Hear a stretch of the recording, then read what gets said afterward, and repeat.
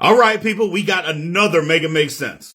Coach Prime, come on, Dion, man. You're out of pocket for this one, man. Blaming all the NFL teams for not drafting kids from HBCUs, man. And I mean, let's break it down here.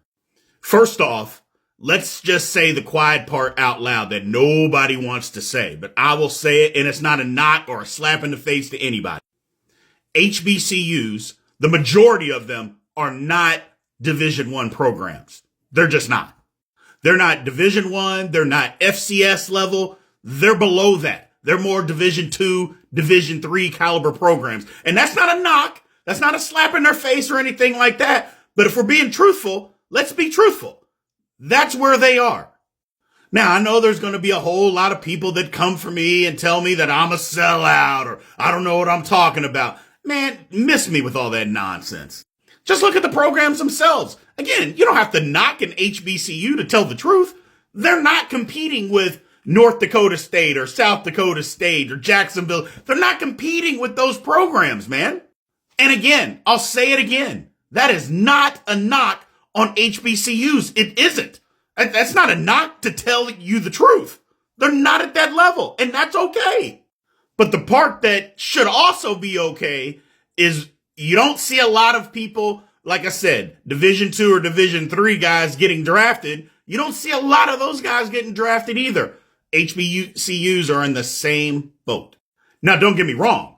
The NFL is littered with guys from Division II, Division III, NAIA that are all over NFL rosters currently, not previous years or 25, 30 years ago. Right now, the NFL is full of those people. They're just not being drafted. And again, that's not knocking an HBCU or Division II, III, NAIA program. It's not doing any of that.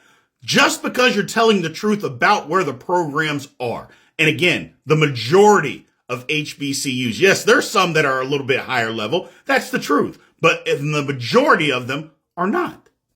And again, to me, I think that's okay. It's okay to say that. It's okay to say that this is where they're at. This is where they compete. That's not a knock. I just don't understand how that can be a knock. But I think that's where everybody gets sideways because people consider HBCUs, the majority of them, at a level of higher football than what they actually are. They're just not there yet, man. So there are plenty of guys that are in HBCUs that I believe can actually play in the NFL. But for their level, those guys just don't get drafted, man. It's just the way it is.